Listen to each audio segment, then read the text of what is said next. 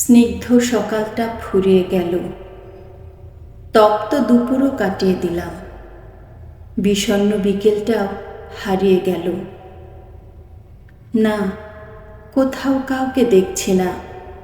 বিব্রত সন্ধ্যা এসে জানিয়ে গেল একটি সকাল, একটি দুপুর কিংবা একটি বিকেল নিয়ে কেউ ছিল না প্রতীক্ষায়।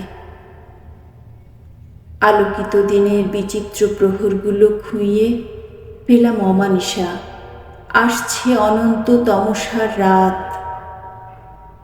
জানি সেখানেও কেউ থাকার কথা নয়, কেউ তো থাকে না অন্ধকারে। এক সময় রাত এলো, যেভাবে শিকারী এসে দাঁড়ায় অসহায় শিকারের সামনে। রাতের মায়াবী অন্ধকার টেনে খুলে ফেলে দিল আমার লৌকিক মুখোশ। কলুষিত, রুগ্ন, নগ্ন আমি অলৌকিক আবেশে প্রবেশ করলাম রাতের মাতাল গহ্বরে। হঠাৎ বন্ধ হয়ে গেল বাইরের সকল দরজা। চারপাশে আশ্চর্য নীরবতা, আটপৌরে নিঃসঙ্গতা। রাতের গভীরে হেঁটে চলেছি নিশ্চল পায়ে। কোথা থেকে যেন একটা শব্দ ভেসে এলো। তমসার আলেয়ায় তাকিয়ে দেখি অন্তর্মুখে একটি দরজা খুলছে ধীরে। পায়ে পায়ে এগোলাম, খোলা দরজার দিকে সিঁড়ি বেয়ে নেমে গেলাম বুকের ভিতর। ডান পাশে তাকাতেই দেখি ক্ষত বিক্ষত, বিষাদ মাখা অবয়বে দূরে তাকিয়ে আছে উদাসী মন।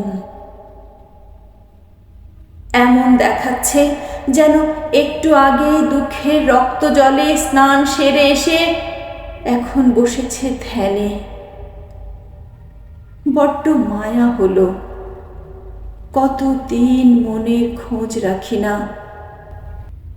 অভিমান নিয়ে জন্মান্তরে কত অবহেলায় কত কিছু যে সয়ে যায় সে একা। জিজ্ঞেস করতে চাইলাম, ওরে বোকা মন, কি জাদু জানিস রে বল? কেমন করে যার সয়ে ধরণীর নানা ছল? ইচ্ছে হচ্ছিল চিৎকার করে বলে উঠি, মন আমার চল আজ বিদ্রোহ করি। দুঃখের দখলে বেদখল ওই দূর নীলিমায় উড়াই স্বপ্ন রঙের খেয়াল ঘুড়ি। না, কোনো শব্দ বের হলো না। শৃঙ্খলিত মুখে কেউ যেন শীতল পরশে চেপে ধরল টুটি। অদৃশ্য কোনো এক টানে একটু পরেই মনের কাছে গিয়ে বসলাম চুপচাপ। দুঃখের জলে পা ডুবিয়ে মনের কোলে মাথা রেখে শুয়ে পড়লাম। সেই থেকে মন আমার রাত যাপনের মিতে। আমায় ঘুম পাড়িয়ে যায় দুঃখ বিনাশী সঙ্গীতে।